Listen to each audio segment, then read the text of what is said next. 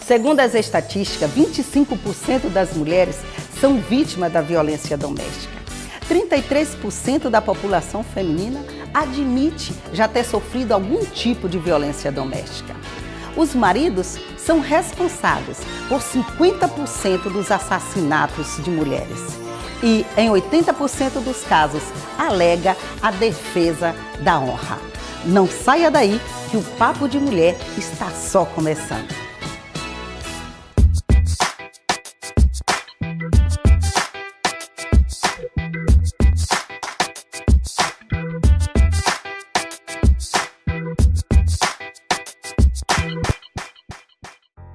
Estamos de volta com o Papo de Mulher. Estou aqui com o Dr. Fábio Dantas, advogado, gestor governamental, que vai falar para nós sobre a Lei 11.340 de 2006, a Lei Maria da Penha. Seja bem-vinda, doutor. Obrigado.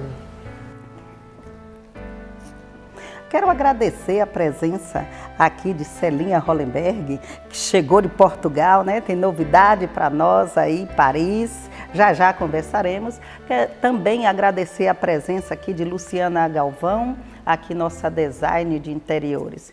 E também agradecer a presença de Maria Teles, a secretária da Política, né, das Mulheres, a Secretaria Especial de Política das Mulheres. Doutor, eu estou aqui, eu quero saber, né, e o público, né, quer saber como começou a Lei Maria da Penha. Então, a Lei Maria da Penha, o nome Maria da Penha faz alusão a uma senhora que lutou na justiça brasileira por quase 20 anos para tentar punir o seu agressor. Seu agressor, ele era seu esposo, que tentou matá-la por 2 vezes. Na primeira delas, ele, simulando um assalto, deu um tiro nas costas dela enquanto ela dormia. E depois ele colocou-a debaixo do chuveiro, tentou eletrocutá-la, ela na cadeira de rodas. Então ela lutou 19 anos e 6 meses para ter a punição desse seu agressor. E o processo dela foi enviado para a OEA e o Brasil foi condenado a suprir essa lacuna na nossa legislação e indenizar Maria da Penha em $20 mil. Então, nessa omissão surgiu a obrigatoriedade do Brasil a criar a Lei Maria da Penha, cujo nome foi intitulado em homenagem a essa guerreira. Então, a Lei Maria da Penha, ela visa punir toda ação ou omissão, seja ela física, patrimonial, sexual, moral ou psicológica, à vítima de violência doméstica. Como é essa patrimonial, essa violência patrimonial? Como é que acontece? Patrimonial, veja só, a Lei Maria da Penha, o sujeito passivo é mulher, seja ela de que modalidade for, desde que seja uma relação doméstica, podendo ser a esposa, a filha, a empregada doméstica, desde que seja de uma relação doméstica. Então, ela é bem abrangente.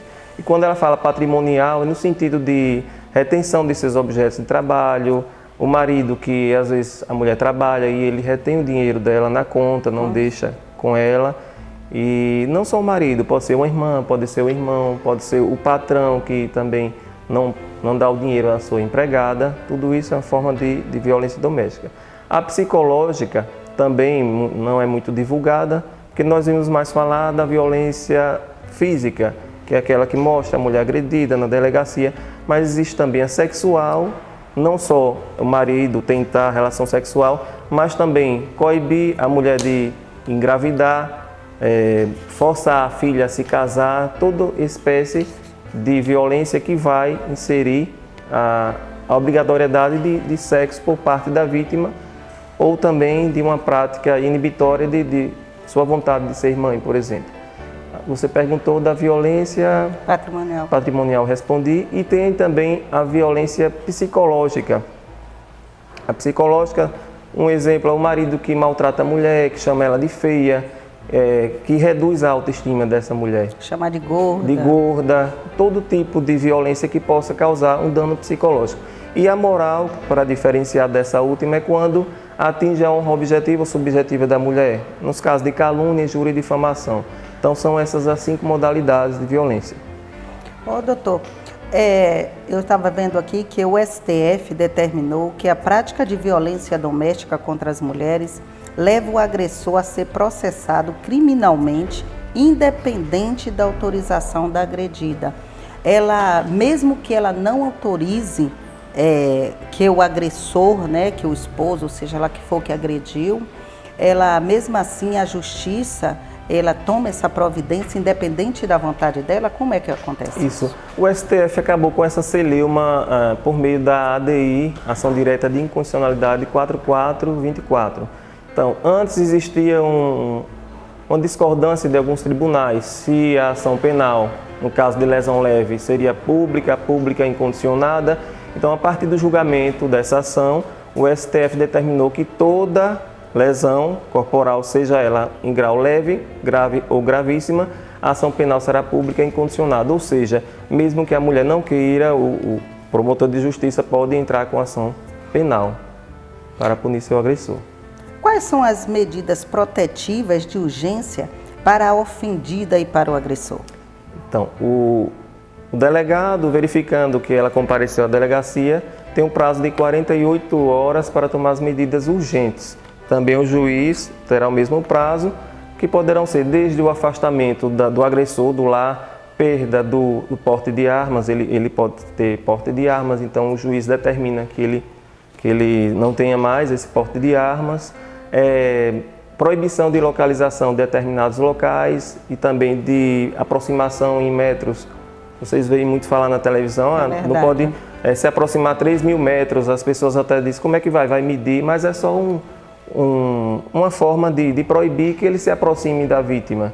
Também é interessante ressaltar que essa lei, ela, no caso de servidora pública, ela pode ser colocada à disposição, mesmo ser letista, ela pode ficar 6 meses afastada do seu trabalho, como forma de tentar proteger essa vítima de seu agressor, né, que às vezes resulta em morte, né? Caso essas medidas não sejam adotadas. Também pagamento de pensão alimentícia, porque muitas vezes a mulher, ela vive economicamente dependente desse agressor. Sim. Então, se ele sai de casa ou vai preso preventivamente, de que forma é que vai sustentar a casa? Então, ela recebe uma pensão alimentícia. São vários pontos que essa lei aborda, não só no aspecto criminal, como civil, trabalhista e outras mais. Muito importante essa lei, viu? Essa agressão física, essa medida, a procura, melhor dizendo, essa procura, né, normalmente acontece na delegacia, né? A mulher vai à delegacia, né, denunciar o agressor. Isso também acontece na classe média alta ou isso só acontece na baixa renda, no povo, lá no morro, lá na periferia, ou acontece no... Acontece, é o que nós operadores do direito chamamos de cifra negra. O que é a cifra negra? São aqueles casos que a pessoa, por vergonha, para não se expor ao público, não procuram seus direitos, não vão às delegacias, ao judiciário e acaba interferindo nas estatísticas. Então, os casos de violência podem ser muito mais graves, muitos mais, e pela cifra negra, pela ausência de denúncia, acaba interferindo na estatística. Mas existe uma maior procura mesmo da classe menos favorecida, economicamente falando. E pode outra pessoa denunciar? Assim, por acaso, eu vejo minha vizinha sendo agredida, eu posso ligar e denunciar? Pode ligar, pode chamar a polícia, ligar para a polícia e eles vão fazer o flagrante delito. E nesse caso aí, o poder público entra com ação pública incondicionada. Pode também utilizar-se do 180? Sim, muito obrigado. Eu ia falar, mas eu não lembrei o número na hora. 180. 180. É só ligar 180? Isso. Então, mesmo, e a pessoa, se ela for agredida, ela mesma pode ligar para esse número ou só é outra pessoa para denunciar? Pode responder. Qualquer pessoa pode ligar, é gratuito, é totalmente sigiloso e há toda uma orientação de como a vítima vai ser orientada para buscar a delegacia, buscar o socorro, enfim. É porque é assim, no caso, às vezes a mulher, ela é agredida e aí ela vai a uma delegacia, presta a queixa e depois ela mesma tira. Isso hoje ainda é possível? Então, depois do julgamento dessa DI que eu falei, a 4424, a ação penal, ela é pública e incondicionada. Então, ela vai lá, procura o delegado, expõe a situação dela, abre o boletim de ocorrência, depois desaparece, mas o processo vai seguir, mesmo que ela desista porque a ação penal é pública e condicionada, então ele vai ser punido. Independe da vontade Lembrando dela só de que prosseguir. na Lei Maria da Penha ela proíbe a aplicação dos juizados especiais da Lei 9.099, que tem alguns institutos despenalizadores, como a cesta básica. Então o marido batia na mulher, ia para os juizados e ele pagava uma cesta básica e resolvia, mas agora não resolve mais depois da Lei Maria da Penha. Então não pode substituir a pena, aplicar só a pena pecuniária e, como eu falei, cestas básicas, a própria lei proíbe essa prática. Eu não sei se é uma informação errada que eu tenho, mas eu já ouvi falar que a Lei Maria da Penha defende as mulheres, inclusive de outras mulheres também. Isso procede? Sim, procede. Inclusive foi o primeiro estatuto nosso que coloca a união homoafetiva, né? Legitimou que pode ser uma mulher contra outras, duas mulheres que moram juntas, que têm união homoafetiva, então uma pode agredir a outra e ela pode fazer uso. Fábio, assim, no caso de patroa doméstica, Sim, por também. exemplo, também cobre Cobre. a doméstica ou até a patroa? Sim, ou uma ou caso outra. de violência. Isso, porque elas vivem em um aspecto familiar, núcleo familiar, então abrange a Lei Maria da Penha. Duas amigas que dividam um apartamento. Também duas amigas, as famílias monoparentais que se chamam irmãos, que moram com irmão, com irmã, se ele agredi-la também, anaparentais, os diversos tipos de família, não só uma afetiva também. Lembrando sempre que é importante ficar atento à lei quanto à questão de não ser somente violência física.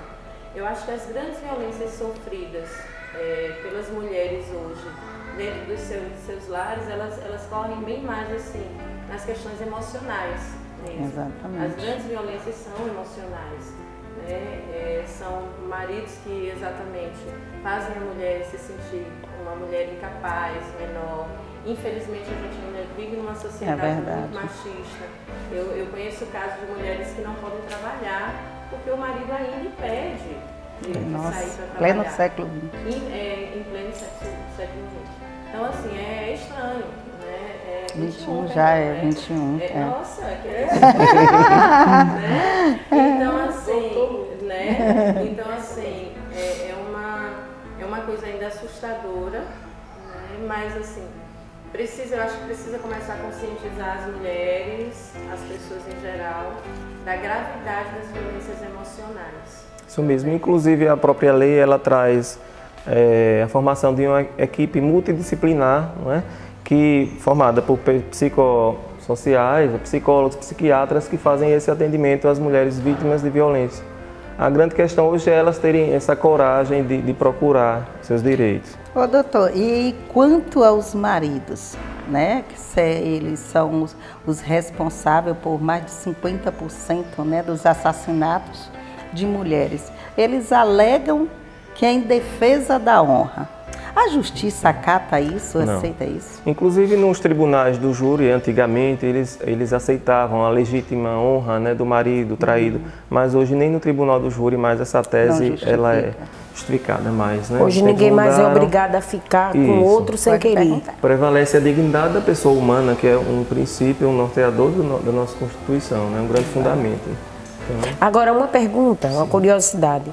No caso, a mulher ela está separada, mas na época do casamento ela realmente foi agredida, mas ela não procurou os direitos. Ela separada, ela tem esse direito ainda? Sim, ela pode procurar os direitos, porque se ele continuar agredindo, ameaçando, inclusive se aplica até para ex-namorados, o STJ entende, até no meu livro Aspectos Criminais da Lei Maria da Penha eu abordo esse assunto e coloco jurisprudência dos tribunais superiores, tanto do STF quanto do STJ, com vários assuntos, aplicabilidade nos mais diversos assuntos, como esse. Aplica-se a ex-namorados também. Muitas vezes o homem não quer o término do namoro, ou até a mulher, né?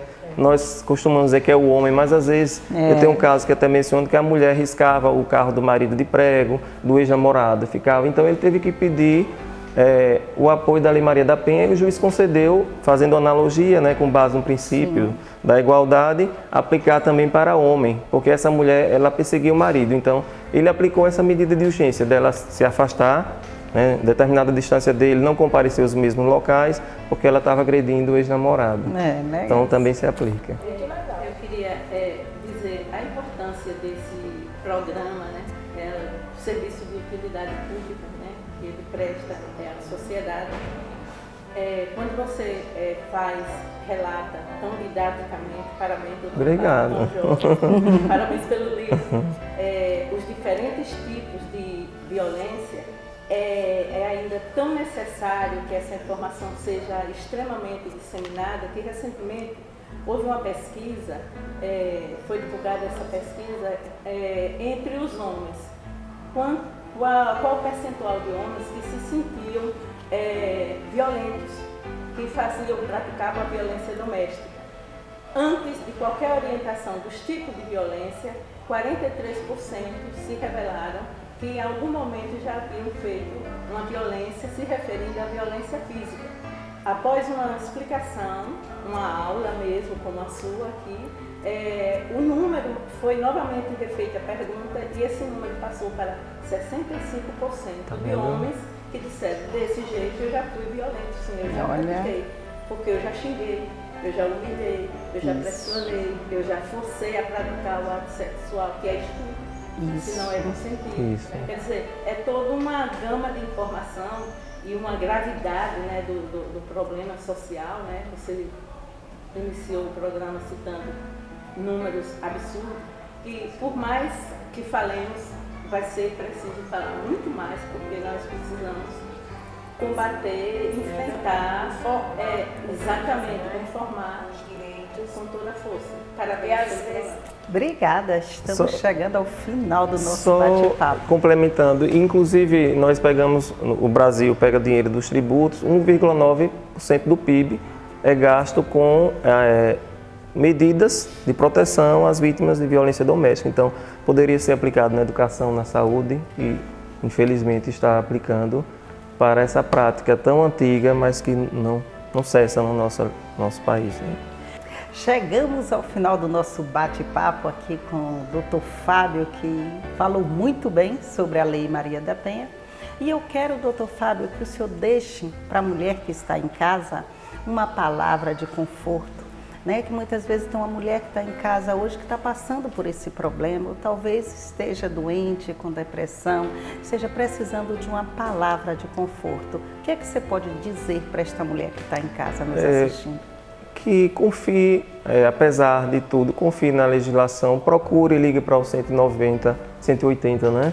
Caso haja efetivamente a violência mais dolorosa e, não sendo assim, que procure essa equipe multidisciplinar, procure a Defensoria Pública, procure os órgãos de proteção à mulher para, pelo menos, ser esclarecida de seus direitos.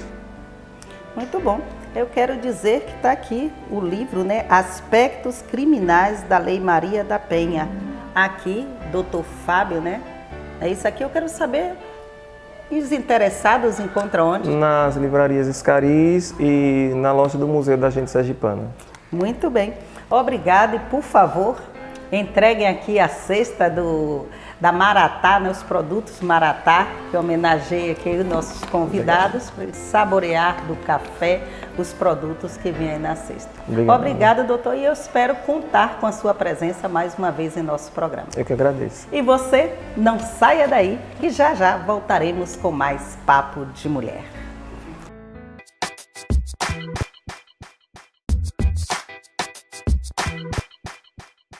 Estamos de volta com Papo de Mulher. Estou aqui com a Maria Teles, secretária da Secretaria Especial da Política de Mulheres. Seja bem-vinda, Maria Teles. Obrigada. Secretária, ao reconhecer a situação de fragilidade e de extremo perigo em que a vítima de violência doméstica e familiar se encontra, foi aí que o Estado resolveu criar a Secretaria Especial de Política de Mulheres? Sim, fazem esse ano que passou 10 anos que o Brasil instituiu as políticas públicas para as mulheres no primeiro governo Lula, seguido agora da presidenta Dilma, e no estado de Sergipe, já no primeiro governo, o saudoso governador Marcelo Deda criou uma coordenadoria estadual de política para as mulheres e no seu segundo governo ele então ampliou para o status de secretaria com o âmbito estadual e com autonomia, enfim. A partir de então, nós trabalhamos exatamente em várias vertentes e um dos carros-chefe dessa secretaria é exatamente o enfrentamento à violência doméstica, né, o principal, eu diria, e por tabela a trabalhar a autonomia das mulheres, entendendo que fazer o enfrentamento à violência, tornar a mulher menos vulnerável às condições de violência, ela precisa ter autonomia, seja econômica, seja afetiva, de alguma forma há de se trabalhar várias frentes para que essa mulher realmente sinta a política pública efetivamente presente dentro do Estado, dentro do Brasil, respaldada evidentemente na Lei Maria da Penha, que foi tão bem debatida recentemente. Secretária, a senhora acredita que Sergipe será referência na erradicação da miséria, na reeducação da desigualdade sociais e econômicas? Olha, a proposta, o projeto de governo do governador Marcelo Deda, que está tendo continuidade agora com o governador Jackson Barreto, é nessa perspectiva. Daí porque o programa Sergipe Mais Justo, que reproduz no Estado o Brasil Sem Miséria, já tem números assim, significativos de redução dos níveis de extrema miséria no estado de Sergipe. Tem baixado os números em já 80%. Não se pode dizer que não tem pessoas ainda nessa condição, mas todo o projeto desse governo foi focado nisso daí, onde nós reconhecemos que dentro desse projeto a mulher é a maior beneficiária. Então, assim, eu colocaria assim, exemplificando, quando você tem um programa de Minha Casa Minha Vida, hoje a prioridade é para entregar a chave na mão da mulher. Quando você fala na agricultura, o Pronaf Mulher, dando prioridade à titularidade da terra, a prioridade também no sistema de crédito. Então, hoje o Brasil está caminhando para essa tão sonhada igualdade, que antes era muito preferencialmente e prioritariamente era dirigido para o homem. Isso. Exatamente por conta daquela condição de que a mulher devia a sua obediência, a sua vida estava dependendo de alguém com quem ela vivia, né? Para permitir para sair, para permitir para ir à praia, para permitir para trabalhar, né? E hoje se trabalha essa questão da autonomia, né?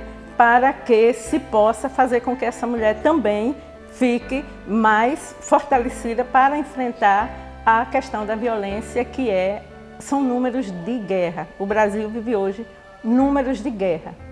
É por isso que o Estado é responsável por fazer o que está fazendo, mas fazer muito mais para que a sociedade seja justa e igualitária. Certo. Respondendo até uma coisa que eu fiquei ali no sofá com vontade de reforçar, que o número é como se fosse um iceberg ainda. Os que aparecem são muito poucos em relação ao que efetivamente ocorre em questão de violência, e sobretudo nas classes mais classe A, mais abastecidas, né, assim, financeiramente. Existe a classe A, B e C, não é isso?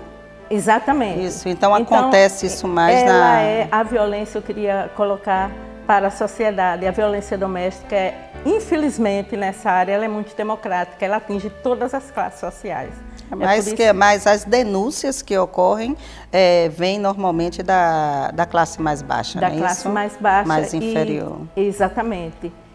E por isso que os números, eu estava ali lembrando, conversando anteriormente com o Dr. Fábio, os números são cada vez maiores, porque as mulheres se encorajam cada vez mais a fazer denúncia, porque se faz a denúncia, ela vai correr risco, mas se ela não faz a denúncia, ela vai morrer.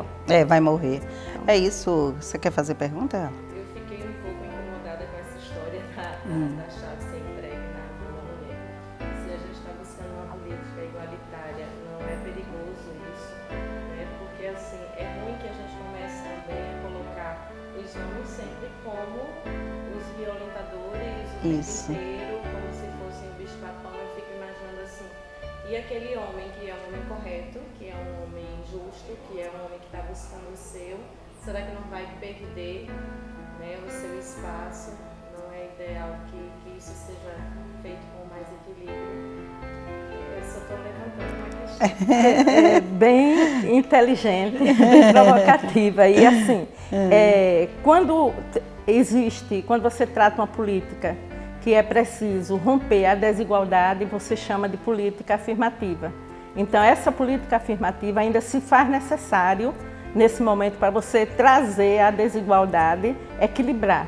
Evidentemente que não é um estado permanente que irá continuar, até que se reconheça que os entes que compõem essa sociedade têm direitos iguais, é preciso assegurar algum direito que toda a sua história lhe foi negada. E aí evidentemente, um dia não teremos necessidade de políticas afirmativas, porque todas serão afirmativamente Amém. Tomara que esse tipo usufruídas. Tomara que esse tipo de atitude comece a trazer os homens como denunciadores também, tá? As violências domésticas que sofrem com suas mulheres, e nós sabemos que isso existe. Principalmente quando a renda familiar, né, se concentra na mão da mulher, né? Exatamente. Ocorre Às muito vezes isso. Não é uma mulher que é uma mulher autoritária mesmo, isso existe, infelizmente isso existe, né? E trazer também a consciência para as classes mais altas de entender que não está ligado ao status não denunciar, É verdade. né? As mulheres e os homens precisam começar a entender que nada tem a ver com poder Aquisitivo. né? Que pessoas de altas classes precisam começar a entender que é bonito e é nobre fazer a autodefesa, Isso. né? Defender os seus. Já que ela não Defender os pode, seus né? filhos. Com a força que tem aí a justiça que está fazendo esse Isso, papel. Homens e mulheres. Homens e mulheres. Empregados e Empregadas. patrões e patroas. Então, é uma responsabilidade do Estado trazer isso para o campo da igualdade, não é isso? Eu acho assim, bem pertinente a sua observação. Ô, secretária, cortando, o que a Secretaria de Política das Mulheres está fazendo para ampliar o acesso de mulheres ao mundo do trabalho?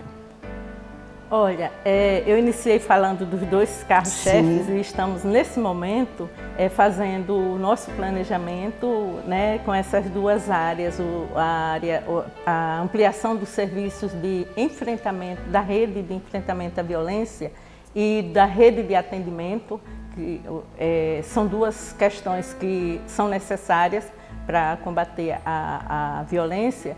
E, paralelo a isso, nossa secretaria trabalhou no último ano captando recursos na área da autonomia. Então, para esse ano, hoje, precisamente nesses primeiros dias, nós estamos já assinando, já recebendo os primeiros recursos para trabalhar em 2 áreas muito importantes. Para as mulheres da zona rural, um projeto de fortalecimento das organizações produtivas de mulheres rurais, porque dá a elas autonomia lá, independente daquela questão do emprego, trabalho remunerável para que elas tenham uma autonomia financeira onde quer que elas estejam. É um dos grandes projetos nossos para 2014. E para uma outra área, que é na área da construção civil, que é uma área historicamente ainda que a mulher está adentrando, e nós vamos treinar 400 mulheres, com prioridade mulheres vítimas de violência, para que elas adentrem esse mercado de trabalho. Interessante, né? E na área do enfrentamento à violência, eu queria aproveitar a audiência do programa para registrar o grande passo que Sergipe deu. Recentemente foi feita uma avaliação dos serviços de políticas para as mulheres no país, e Sergipe ficou em segundo lugar no Nordeste e 8º no Brasil, né? Isso por conta de que já foram criados 31 coordenadorias municipais de políticas públicas em 31 municípios. Considerando que somos 75, quer dizer, já nós teremos uma cobertura de 50%. Políticas públicas dos municípios sergipanos que prestam atendimento e que fortalecem essa rede de enfrentamento e atendimento que eu te falei. E no último ano também inaugurou 7 centros de referência da mulher regionalizados. Em toda a sede de região de Sergipe tem um centro de referência que trabalha interligado com o Ministério Público, com o TJ, que é com a Defensoria Pública e a Segurança Pública. Nossa proposta e o nosso projeto é onde tem CREAM, que é o Centro de Referência de Atendimento à Mulher, tenha uma DEAM, que é a Delegacia Especializada de Atendimento à Mulher. Nós estamos caminhando para isso, já estamos com 4 delegacias atuando conjugada, isso em termos de interiorização do trabalho de atendimento para a mulher. E no dia 20 de setembro foi assinado a adesão do Estado ao programa Mulher Viver Sem Violência, que a ministra esteve aqui e entregou 2 unidades móveis. São ônibus lilás que vocês vão ver esse ano percorrendo norte a sul do estado, que com a proposta de levar equipes com atendimento jurídico, psicológico e social às mulheres que não podem buscar o atendimento nos centros urbanos. Então, é exatamente para atender as mulheres rurais. Significa dizer que temos muito o que fazer, eu acabei de dizer, mas os passos que foram dados, sobretudo em 2013, são fortes e definitivos, se não para eliminar de vez com essa violência, que é uma aviltação de todos os direitos, né, humanos, né? Ninguém tem o direito de viver com violência, mas são passos largos que nos caminham para... Estão sendo consolidados, construídos, né? Agora construídos. Agora, e com uma grande participação da sociedade civil organizada. Encerramos o ano agora reestruturando e revitalizando o Conselho Estadual de Direitos da Mulher.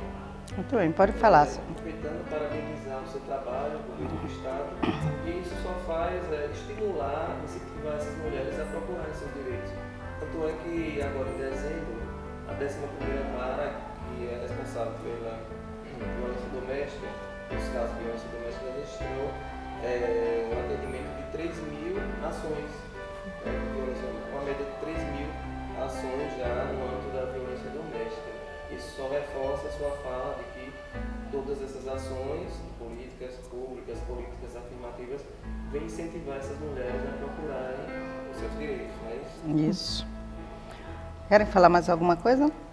Não, parabenizar realmente, e que seja realmente divulgado essa sua secretaria, esse seu trabalho, né? Parabenizar o governo, porque realmente é muito importante saber que a mulher conta com essas ajudas, não é? Principalmente a mulher rural, não é? Isso aí. Porque ela vive lá no cantinho, embora hoje a mulher já está, ela hoje em todos os sentidos falando, elas já né? estão sabidas, né? Procurando conhecer, mas que eu acho que tem que divulgar mais essa sua secretaria, esse seu trabalho, porque é muito, muito, muito bom.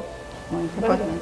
Secretária, dentro das linhas de ações do programa Fortalecimento da Rede de Atendimento e Implantação da Lei Maria da Penha, existe o criar serviço de responsabilização e reeducação do agressor.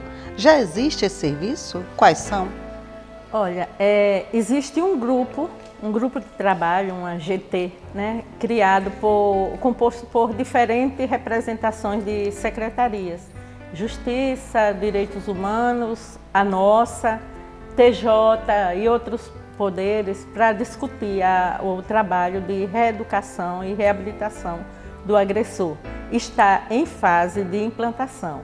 Nós temos, mesmo que não seja uma tarefa da Secretaria da Mulher, porque ela ainda nem bem ainda se afirmou na sua amplitude de socorrer a mulher, tomar essa dianteira, mas nós estamos discutindo qual secretaria de governo. O certo está na Lei Maria da Penha, é obrigação do Estado, é dever do Estado prestar esse trabalho de reeducação, até porque estatísticas fora daqui, onde já tem mais avançado, nos dão conta de que o índice de reincidência do agressor que entra no programa de reeducação, ele cai em 80%, a reincidência. Isso é muito bom, porque sem isso há uma sensação de enxugar gelo, porque ele volta da penalização, da pena cumprida com mais óleo, não aprende nada,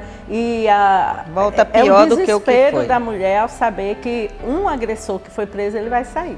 É verdade. E nessa tarefa de medidas protetivas, eu também gostaria de divulgar que uma das medidas feitas com bastante sucesso no sul do país é a Patrulha Maria da Penha, que é um trabalho com a Secretaria de Segurança Pública.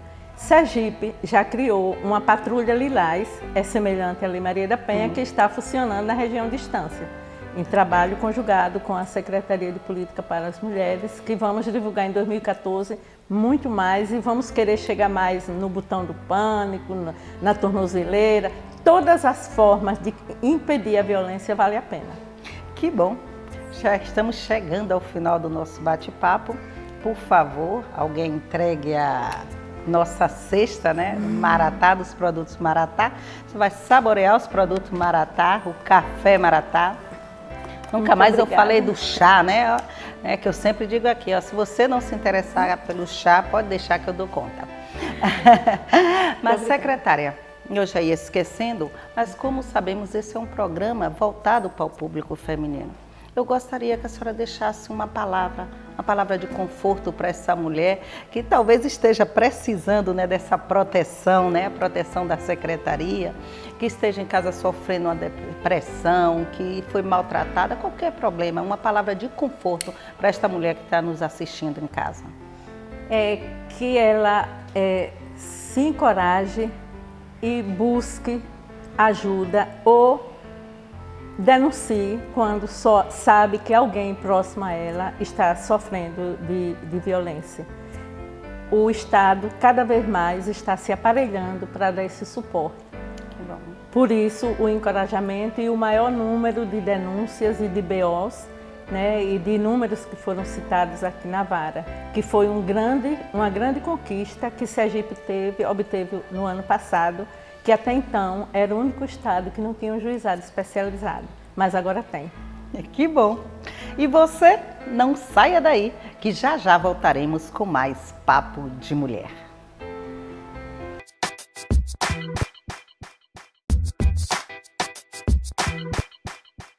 Estamos de volta com Papo de Mulher.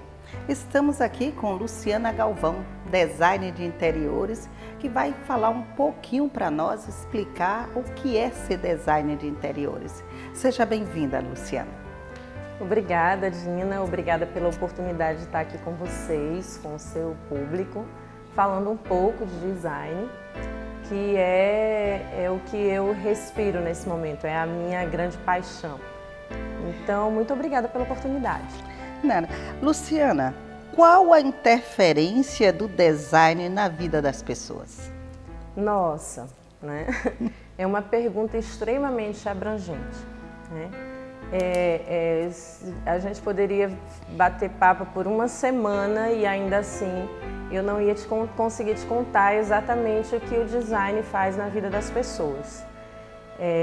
O design mexe com saúde, o design mexe com prevenção, o design mexe com profilaxia, mexe com comércio, com possibilidade de vendas, mexe com situações emocionais, situações físicas, adequa espaço para pessoas com necessidades especiais. E quando eu falo em necessidades especiais, eu não estou falando só de cadeirantes ou de pessoas com problemas físicos, estou falando dessas pessoas também, mas com pessoas que têm no seu diagnóstico problemas que possam ainda vir a ocorrer. Então, uma família que já é uma família de hipertensos, a gente já consegue dentro do design, num bom projeto de design, claro, evitar, né, profilaticamente que essa pressão venha a subir. A gente consegue, tudo isso é multidisciplinar. O design é multidisciplinar. A gente faz os projetos sempre junto com o médico da família. Eu costumo entrevistar muitos médicos de clientes meus. A gente traz o design para a área comercial, a gente consegue fazer um projeto que se venda mais. A gente consegue trabalhar num consultório, por exemplo, um consultório odontológico, reduzindo o nervoso do paciente que vai ser atendido. É multidisciplinar porque está sempre muito ligado a outras profissões, né? Está sempre ligado ao psicólogo, está sempre ligado ao médico, está sempre ligado ao engenheiro, está sempre ligado ao arquiteto. Mas é uma das coisas mais fantásticas que eu já conheci na vida. Muito bom. E como é que o design utiliza a psicologia das cores? Na realidade, a psicodinâmica, né? O modo como as cores se comportam, né, na vida das pessoas. Algumas pessoas acham que isso pode ser algo superficial, não comprovado cientificamente, mas não é bem por aí. Desde a época de Demóstenes, Sócrates, é que as cores vêm sendo estudadas. E elas realmente têm uma interferência séria na vida das pessoas. Se eu te pedir para pensar num ambiente muito, muito, muito frio, é natural que você pense em algo branco, azulado, né? Se eu te colocar dentro de um quarto completamente pintado de vermelho escuro, é natural que você sinta calor. Então as cores, elas têm o poder de interferir na vida das pessoas. Eu gosto sempre de citar uma questão que é muito curiosa e é muito comum. Pessoas que sofrem do mal de enxaqueca e têm os seus quartos com tetos pintados de branco. O branco é refletivo, né? Então, assim, vai piorar essa enxaqueca? Vai piorar essa enxaqueca. Mas é claramente normal, vai né? piorar essa enxaqueca. É normal, né? Quase todos os quartos, né? O teto é branco, mesmo que a gente coloque... Infelizmente, nós temos isso inserido, inclusive, em hospitais. A minha mãe era uma paciente neurológica, minha mãe desenvolveu meningiomatose e sentia grandes dores de cabeça. E o hospital onde ela se internava sempre tinha todos os seus tetos pintados de branco. Isso é grave, né? Por isso é multidisciplinar. Por isso nós precisamos, na hora de um projeto hospitalar, convidar um arquiteto especialista em arquitetura hospitalar e, sobretudo, convidar um designer que tenha condições de fazer esse tipo de adaptações, né? De adaptações de conforto, de adaptações de cores, de adaptações de espaço ergonômico.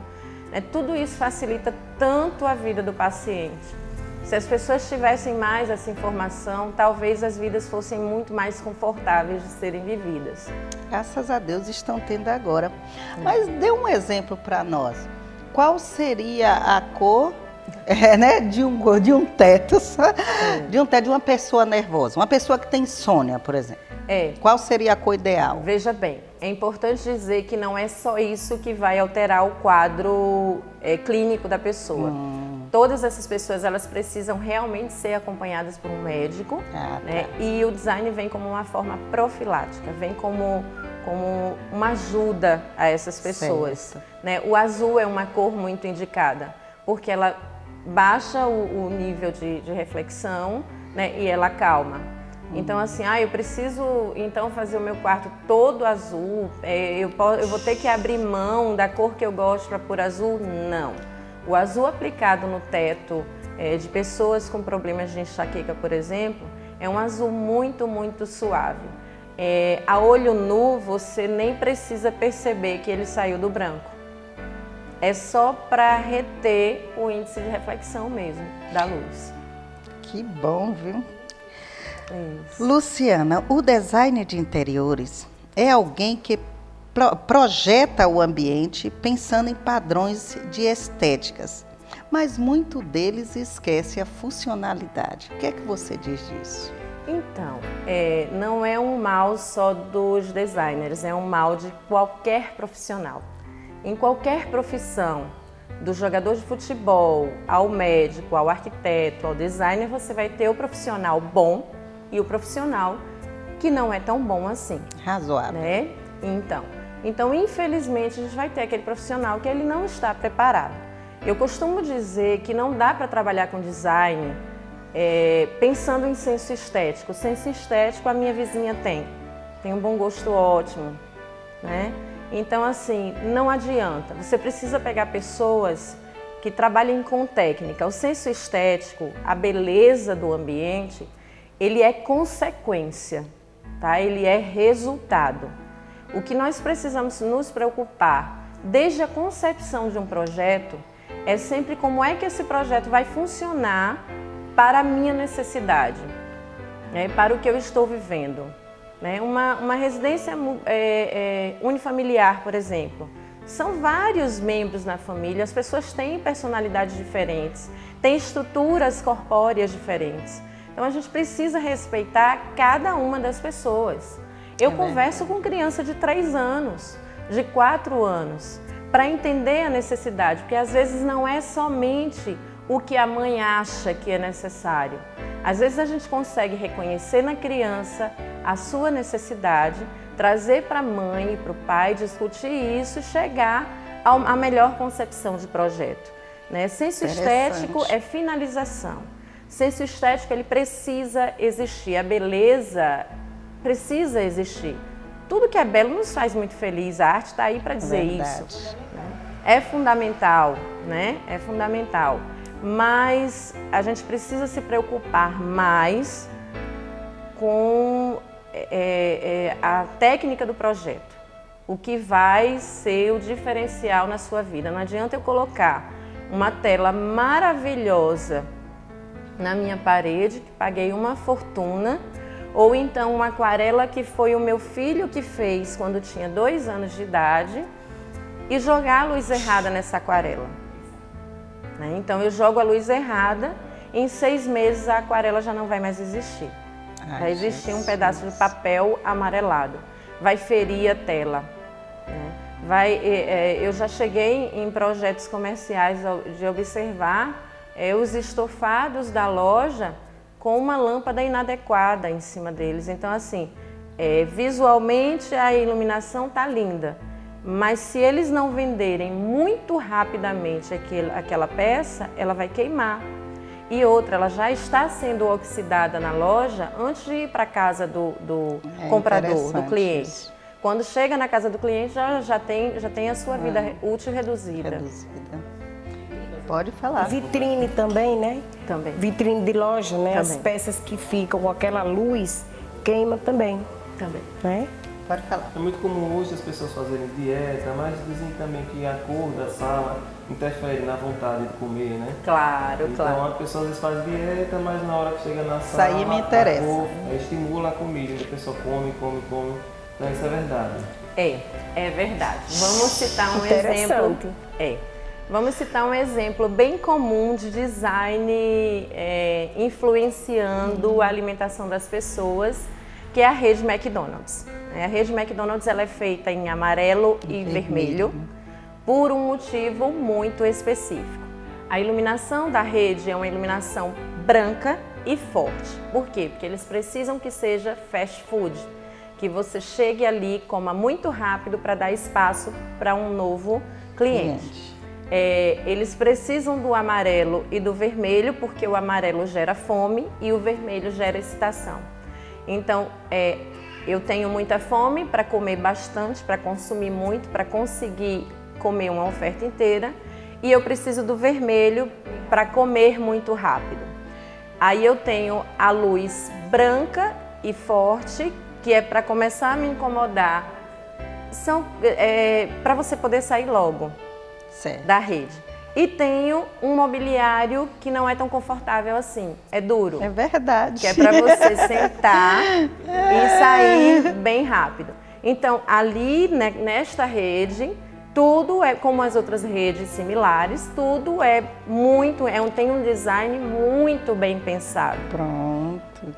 Então justifica aqui essa frase essa pergunta que eu iria fazer, que é verdade que cada peça escolhida reflete uma intenção, que nada é colocado por um acaso? É verdade. Aí as pessoas numa hora dessa perguntam assim, mas espera aí, eu vou precisar abrir mão de todas as peças que eu tenho na minha casa? Não, se você não quiser. Até porque cada peça dentro da casa da gente, dentro do nosso estabelecimento comercial, dentro do seu consultório, tem uma história. E design é história. Nós precisamos continuar contando a nossa história. Eu não posso morar num ambiente de casa-cor. Eu não posso morar num ambiente de mostra porque aquilo não será eu. Aquilo não será a minha família, não será a minha história. Né? Será somente um ambiente de vitrine onde eu vou me sentir até desconfortável. Por mais que eu ache lindo, maravilhoso, fantástico, não é o meu lugar. Não me lê. Não tem a leitura da minha família, não tem a leitura das minhas memórias, das minhas lembranças. Então, realmente, cada peça tem a sua história. Mas as peças que são da sua casa, da sua família, nós mantemos colocando ela no lugar correto. Tá? Não adianta jogar em qualquer lugar. Certo. Pode falar. Lúcia, eu fiquei aqui pensando, né? Sim. Que eu quero ser sua vizinha para chegar. É uma boa piada. É tão importante as informações que a gente só se liga à estética, né?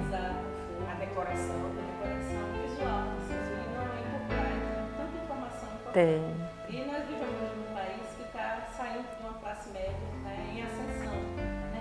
Como está a questão do mercado de profissionais tão importante, né, para a vida, para o cotidiano. A gente imagina que seja uma coisa associada a uma classe socialmente privilegiada financeiramente, mas não é.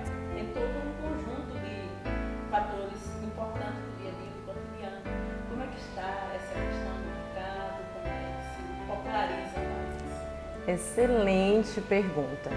Quando o design começou no Brasil, lá por 1930 mais ou menos, quando as pessoas começaram a convidar designers para fazer as suas casas, entendendo a importância desse profissional, era um artigo de altíssimo luxo. Né? Nós chegamos, a profissão chegou em São Paulo. Né? Designers franceses eram trazidos, enfim. E somente a alta sociedade, a mais alta sociedade paulista tinha acesso aos designers. O tempo foi passando, nós fomos evoluindo, a importância foi trazida ao espaço acadêmico do país e essa profissão começou a ser realmente valorizada, entendida, percebida que não era uma coisa só ligada ao luxo, mas especialmente ao conforto, ao bem viver, ao bem-estar. E foi se disseminando universidades por todo o país. Nós temos a maior universidade de design no Rio de Janeiro e em Minas Gerais, as maiores, né? E hoje nós temos universidades de design de interiores em todo o país, design de ambientes. Eu gosto de dizer design de ambientes para que as pessoas entendam que o design ele está dentro dos aviões, ele está dentro das embarcações, ele está dentro dos trio elétricos. Houve um trio elétrico fantástico da Ivete Sangalo, feito por um designer, não me recordo o nome agora, mas o projeto é maravilhoso, né? Feito por um colega designer, eu acho que é fácil jogar no Google. Trio elétrico Ivete designer, e aí devem aparecer as fotos. O design ele está em todos os ambientes, ele está no seu jardim, ele está na sua academia, ele está no espaço médico, em todos os ambientes. Essa colocação sobre a questão de poder aquisitivo também é muito importante. Porque vai existir design para cada, como médico, para cada condição social, tá? Vai existir esse design. Vai ter um design realmente extremamente caro e vai ter um design de preço, um designer de preço acessível. A classe média, em Aracaju, eu gosto desse desenvolvimento social de Aracaju. Eu não sou de Aracaju, eu moro em Aracaju há 15 anos.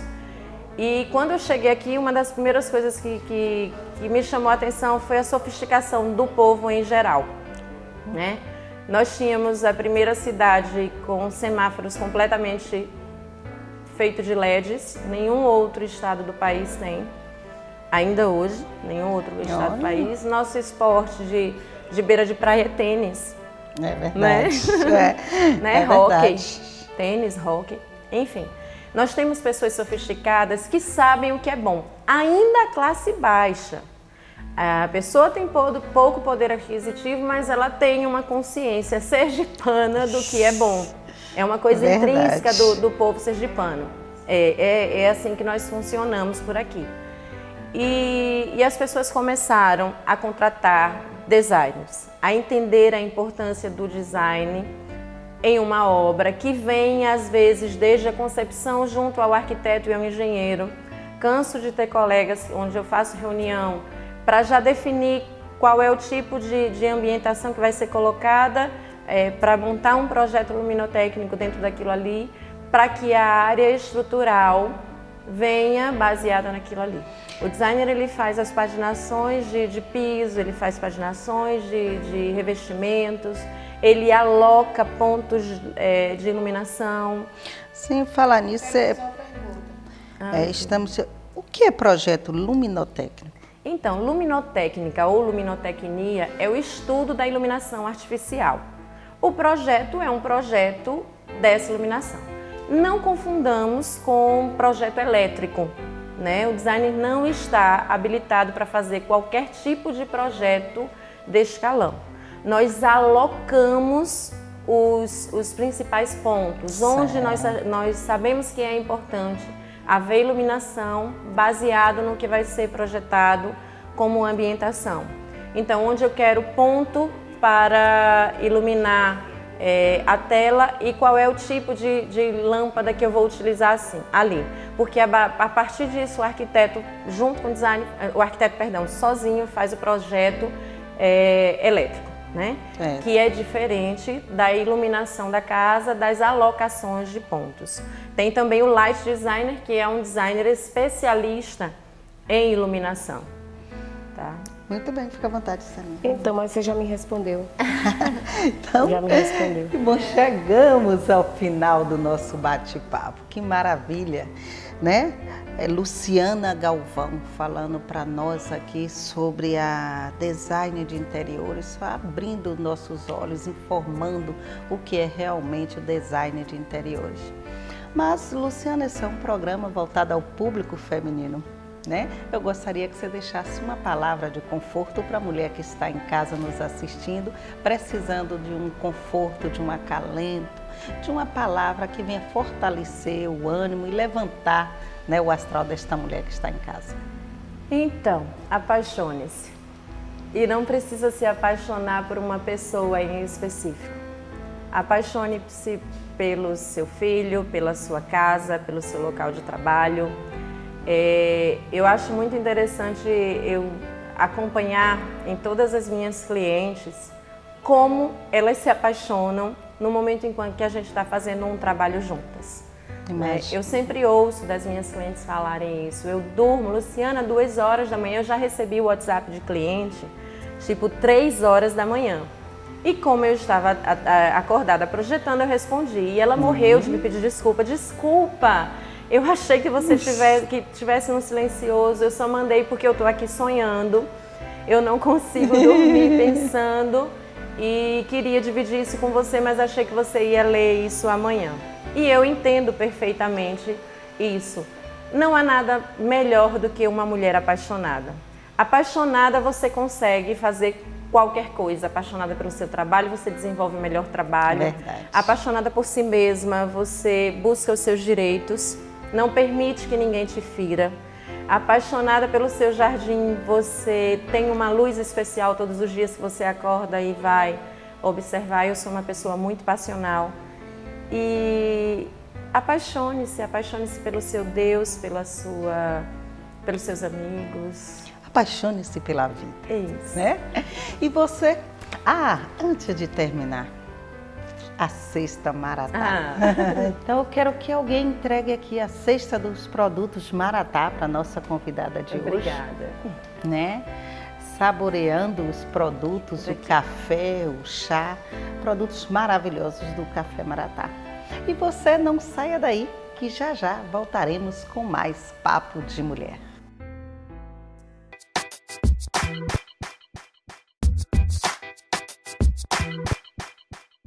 Estamos de volta com o Papo de Mulher, agora com o Mundo Fashion, com Celinha Hollenberg.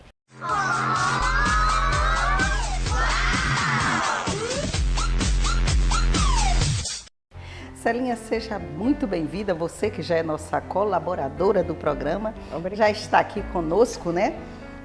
Todos os programas, e eu estou sabendo que você passou seu final de ano lá em Portugal, chegou até Paris. E eu sei que Portugal é famoso pela sua excelente gastronomia, né? E vinhos, inclusive o bacalhau, que é o fiel amigo na mesa dos portugueses. Mas o que eu quero saber de você é como é que você começava seu dia lá. Você que é adepta à magreza, você que é adepta à dieta, como é que você começava seu dia lá em Portugal? Lá em Portugal é impossível dieta, porque pela manhã, nós aqui chamamos café da manhã, lá é pequeno almoço. Verdade. Então é uma mesa assim, muito farta, inclusive um item que me deixou assim um tanto surpresa, feijão. De manhã no de café manhã, também? Feijão.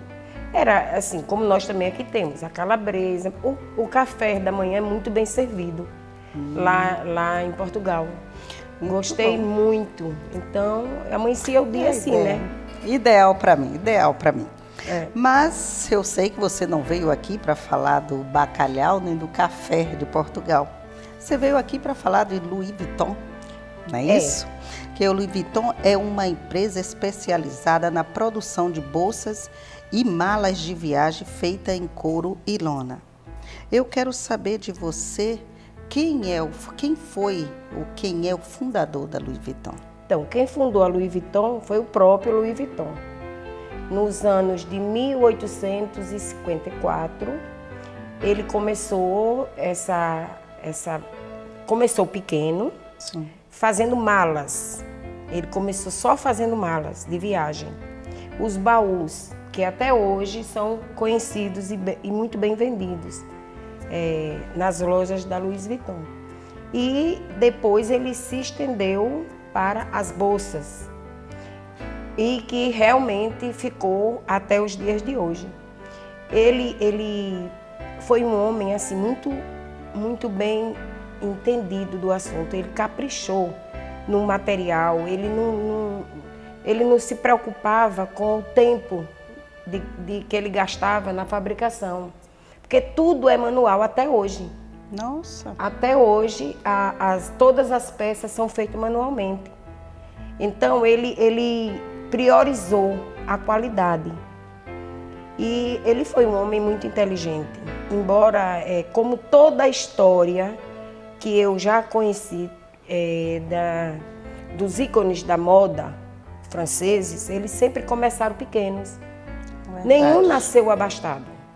Todos eles começaram do nada, como eu aqui já falei de Chanel, não é? Exatamente. Então, as peças dele foram divulgadas, as malas, pelos viajantes, que naquela época se viajava muito de navio.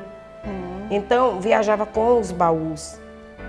E ele começou também a fabricar as bolsas e hoje ele já antes de morrer, ele já tinha entrado no vestuário, nos acessórios menores, os cintos, os óculos, os sapatos.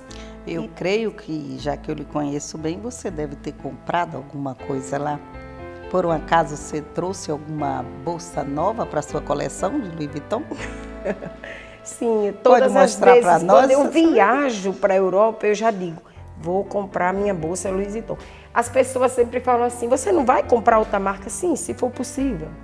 Mas, em primeiro lugar, é porque eu sou muito fiel àquilo que eu gosto. Mostre para nós a Foi bolsa um modelinho que você básico, trouxe. porque é um modelo dia a dia, Sim. que eu já tenho, porque eu já tenho a de sair de noite, eu já tenho outros modelos básicos, então agora eu trouxe uma que eu não achava assim, que ficava legal para mim. Mas quando eu cheguei, eu já fui certa, que dessa vez eu ia comprar, porque a minha neta, vó, você precisa ter a mochila. A mochila. A mochila, você precisa ter a mochila, vó. Celinha Hollenberg com a bolsa de mochila, isso eu quero conferir. Mostra aí para nós. Então, eu vou mostrar essa bolsa, é a mochila deles. básica E a tradicional. Isso. Tem tamanho maior, Certo. mas eu também não quis por conta do meu tamanho pessoal, Certo.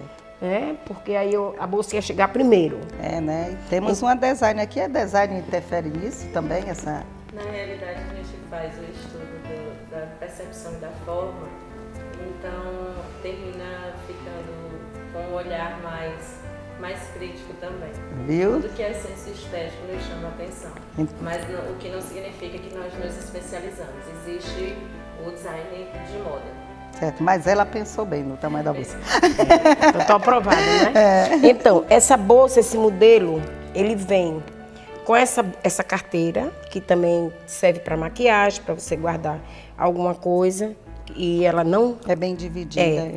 Ela é toda aberta, mas ela vem com essa proteção. E também com um bolsinho aqui dentro, que você também tem como guardar. Eu mesma sou muito à toa nesse sentido, bolsa minha aberta.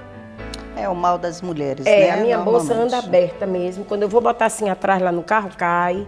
Às vezes eu fico procurando, cadê verdade. tá no carro, porque já caiu. Esses acessórios do lado mudam alguma coisa para diferenciar, para fechar? Se você quiser, fecha, entendeu?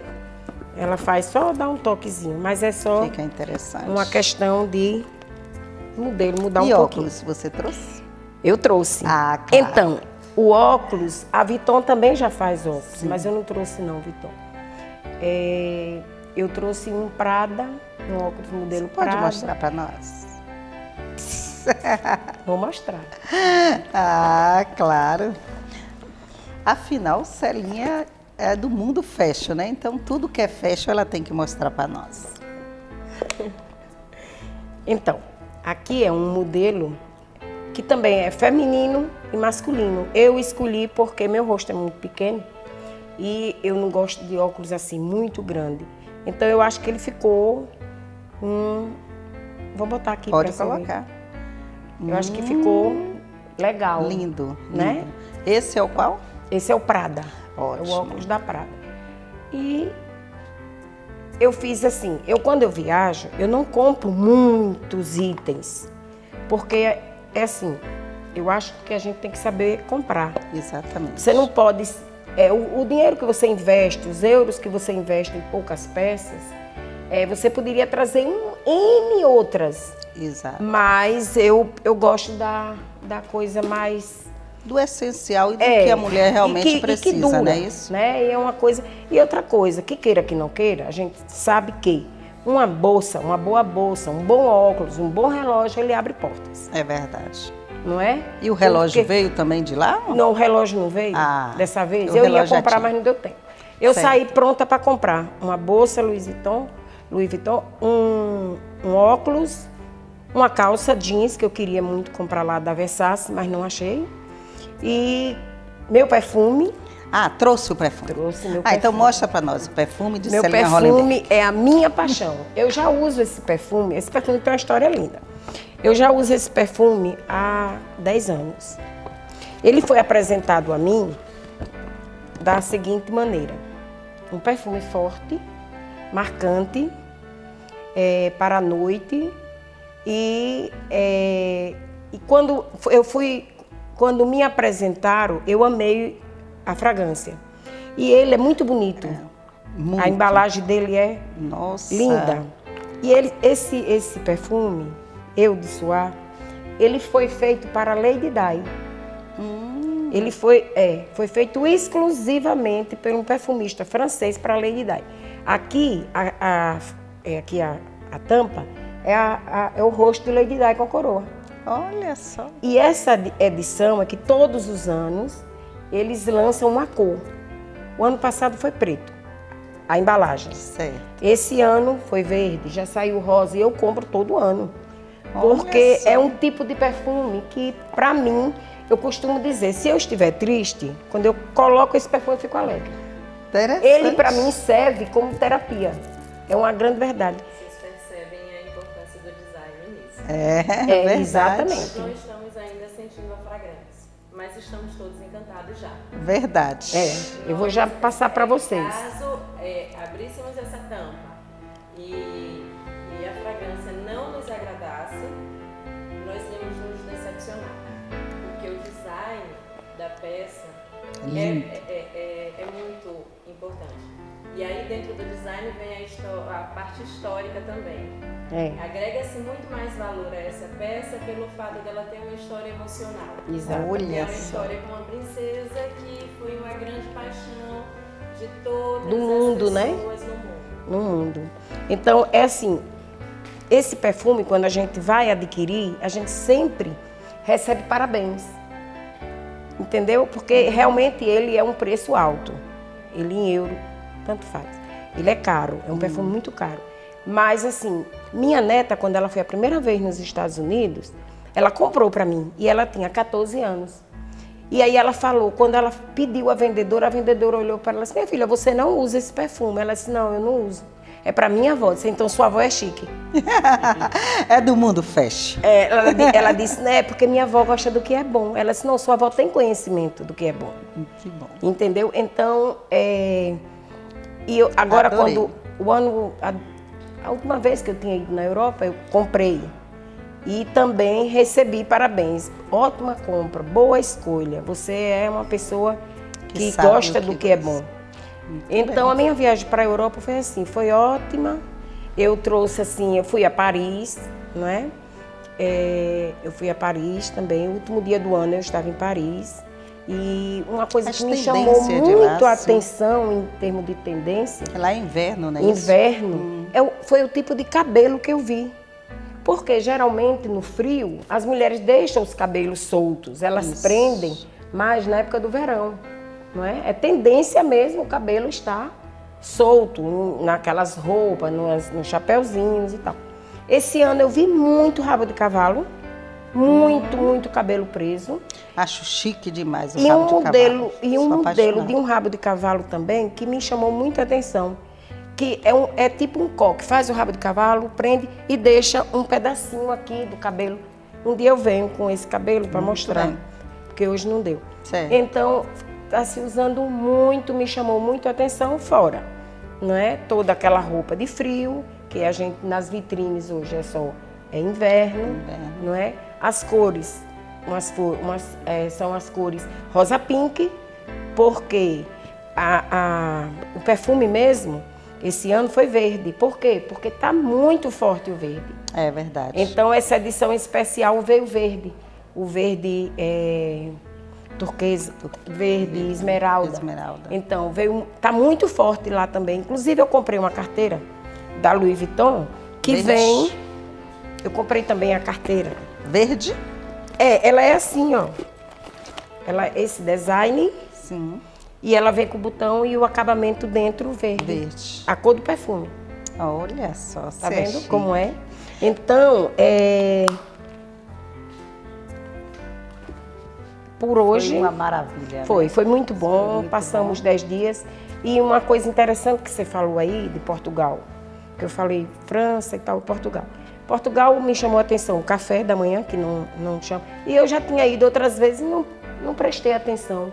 E dessa vez eu vi que chama pequeno almoço. E também o bacalhau. Né? O bacalhau, porque que me chamou também a atenção, porque onde nós chegávamos, aí meu marido perguntava assim, bacalhau é prato forte daqui, porque para nós brasileiros, o carro-chefe da culinária de Portugal é o bacalhau, mas não é. Tem muito bacalhau, delicioso. Mas o carro-chefe mais lá é o marisco. Os camarões são imensos, as lagostas são enormes, entendeu? E o bacalhau vem de fora, né? Não o bacalhau também vem de fora. Inclusive, o bacalhau lá também é salgado. Muito bem. É pena, não podemos mais falar sobre bacalhau, sobre Portugal, sobre Paris, que o tempo não nos permite. Eu quero agradecer, a Celinha, que trouxe do Mundo Fashion, que sempre traz essas maravilhas para aqui, e que a partir de agora de janeiro, traremos novidades no Mundo Fashion, como Levante Meu Astral, o quadro de homens para mulheres aí, desfile de lingerie, desfile de roupas. Então temos novidades sim no Mundo Fashion. Eu quero agradecer a presença de todos vocês que estiveram aqui comigo. Foi uma grande satisfação. Eu tenho certeza que esse programa ajudou muito as mulheres, com a história, sabendo sobre a Lei Maria da Penha, sobre a Secretaria Especial de Política das Mulheres, essa aula maravilhosa que Luciana Galvão trouxe para nós aqui sobre o design, a importância do design na nossa vida. E eu queria que Celinha também deixasse uma palavra para essa mulher que está aí do outro lado nos assistindo agora, essa palavra de conforto, de acalento, essa mulher que está necessitando de uma palavra amiga.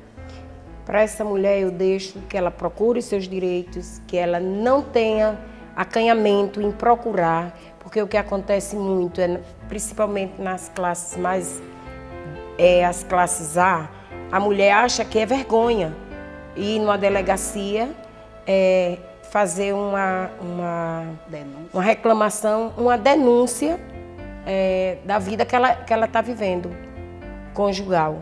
Então que ela vá.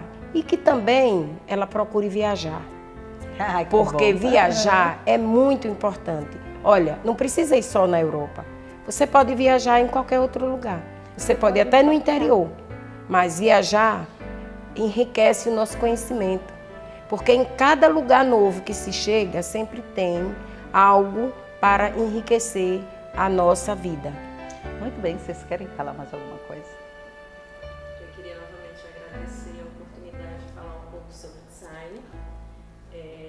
Dizer que foi bem importante, eu acho que ficou na tela o meu telefone para qualquer dúvida do telespectador, pessoas que precisam de projetos de interiores sociais, residenciais.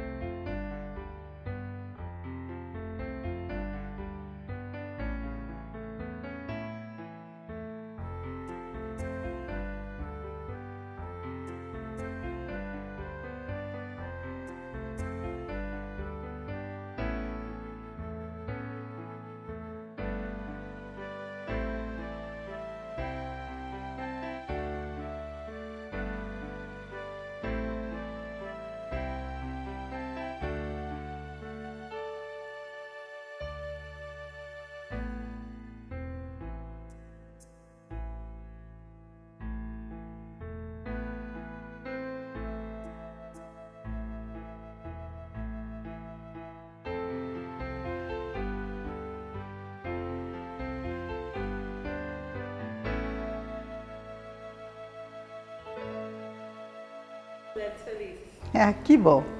Chegamos ao final do nosso programa. Com tristeza, mas com a certeza, em nosso Deus, que na próxima sexta-feira estaremos aqui novamente com vocês. Fica meu muito obrigado, obrigada meu Deus, obrigado a vocês que estão aí nos assistindo e até sexta-feira, se Deus permitir, aqui no Papo de Mulher.